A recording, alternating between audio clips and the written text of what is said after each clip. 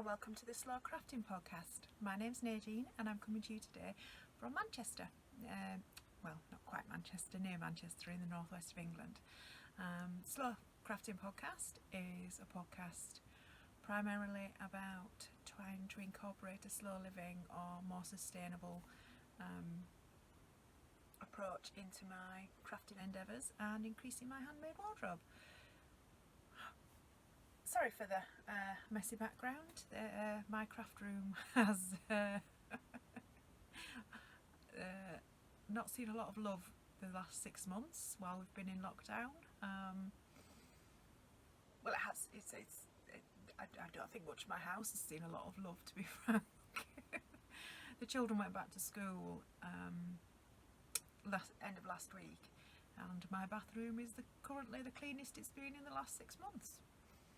So yes, if you're wondering why I've been absent for the last 6 months, homeschooling and generally being pretty much sole parenting of 2 small children and not leaving the house took up all of my time. So there was not as much time for crafting and certainly not time for or the mental capacity and energy for recording podcasts and updates.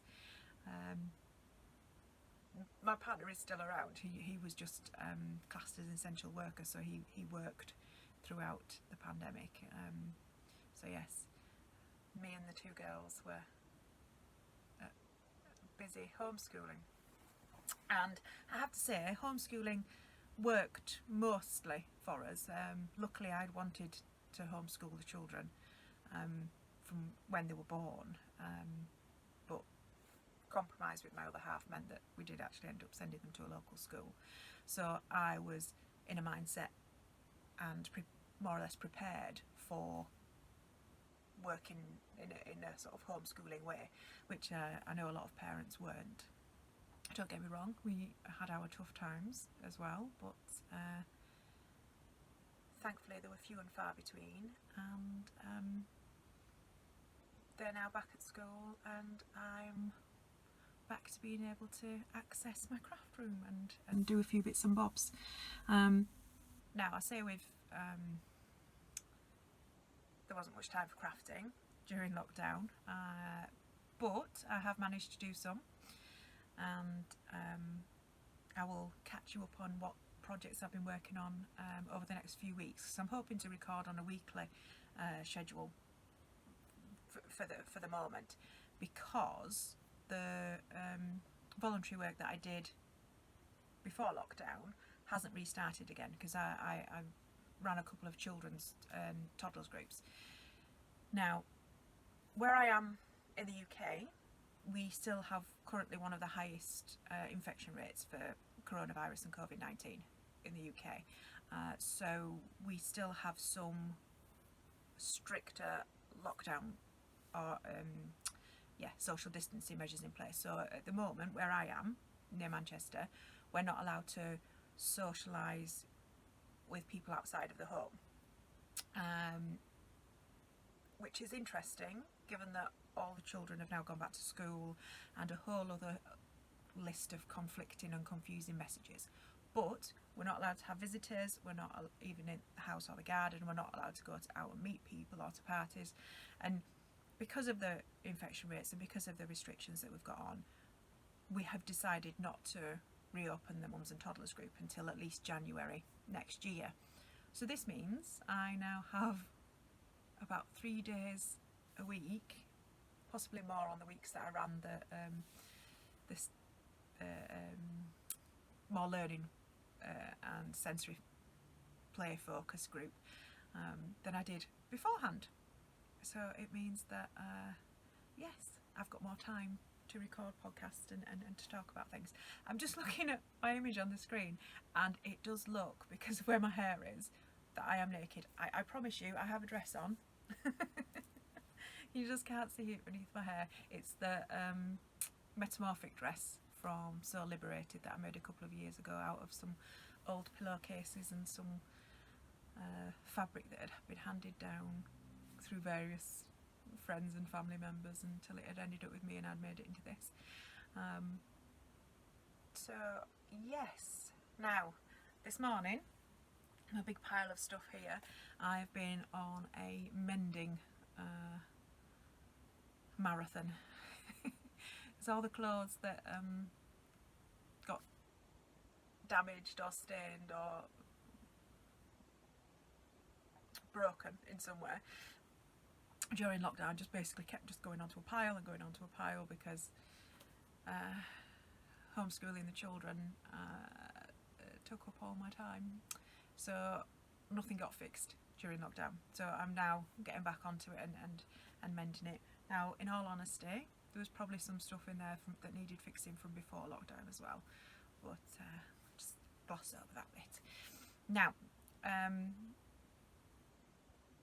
different things needed doing. I mean, there was a couple of fancy dress outfits in there where the netting had got ripped, so I've had to fix those. There's seams that had come apart, so I've fixed the seams. There was some socks, these ones where when I'd been doing some decreases around the toe, I'd not caught both loops, so I had a ladder forming on the toe, so I had to fix that.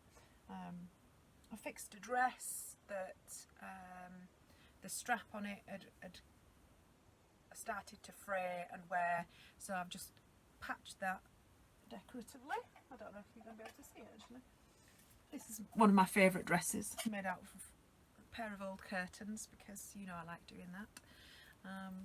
So yes, this is actually a patch that coordinates with the flower in the fabric, because this had basically ripped and started fraying, and I don't know if you're going to be able to see on the back actually.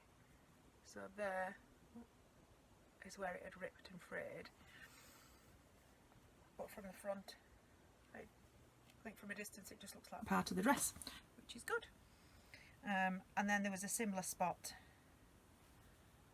on the back, so that's another patch. I'm at the front of the house for a change, so I'm seeing people walking up and down the street, which is bizarre because obviously for the last 6 months it's been very, very quiet. So yes, that's now fixed. And what else have I fixed? Oh, probably the most complex fix that I did was actually on a bra that the washing machine decided to mangle and chew and partially melt, but as that's underwear I won't be showing you my repair on that. Luckily I had some, it's a black lace bra, so I had some black lace trim that I basically just used to patch, and it does blend in quite nicely, and as pretty much as only going to be me seeing my underwear, it doesn't matter whether it looks pretty or not, it's functional. And I've managed to, because the bit where it was melted, I was concerned about where it sits underneath my bosom, whether that would be comfortable anymore, so I managed to sort of patch that with some sort of softer fabric, just to make sure it's still comfortable. But yes, craft wise, I think for pretty much the beginning of lockdown all I could do was crochet, because that required less, I could do that on autopilot. A lot of things I wanted to knit or had in progress were complicated and required me to follow a pattern and to pay attention to what I was doing. Crochet, basically what I was crocheting on, I could just sit and go through. So at the end of the day, when I was tired and the girls had refused to go to bed and everything else, I could just get on with it. But then as we got into more of a routine and rhythm, and the girls started getting used to being in lockdown, I started picking up a few different projects and a few different crafts. Now, due to a couple of very, very fortunate circumstances during lockdown, I've picked up two new fibre crafts as well. First one is weaving, which is something I've wanted to do for quite a while. And the second one is machine knitting. So I'll have a couple of videos hopefully coming up over the next few weeks which talk a bit more about how those came about and what I've been doing with them. So yes, I was very excited to be able to add those to my skill set, or experiments rather. I wouldn't say they were necessarily a skill set just yet. A lot more work needed, but yes. And then the final thing, which I'm hoping to make a video about in the next few weeks, is all the craft books that have made their way into my crafting library over the last 6 months. Now, I'm sure quite a lot of people were in the position of when they were stuck at home all the time, there were more internet buying, shopping sprees than possibly there were before. I've been quite restrained, mainly because I don't have the money to be going on massive internet spending sprees. But I did buy a few new crafting books, and then I had a birthday as well, so I got new crafting books then, and cover various different topics. Historical dress, crochet, knitting, sashiko, I'm trying to think, I'm looking up there. Yeah, quite a few different things. And then I've just thought there was a couple of books that I probably got in a charity shop before, well, not long before lockdown, that I probably haven't shown you either, about bobbin lace making. So they might become part of the video as well. So yes, in the next few weeks I'm hoping to get videos out to you on what I've been up to in terms of crochet, what I've been up to in terms of sewing, because there wasn't much of that until quite near the end of lockdown, and then I went on a bit of a spree. Knitting, both hand knitting and then machine knitting, and what books I've been looking at. So yes, I'm alive, I'm well. I hope you all are as well. I hope your lockdowns and quarantines went okay. On that note, I shall get off and get back on with my mending, because I've still got several other bits to finish, and I shall hopefully speak to you soon. Okay, take care everybody. Bye bye.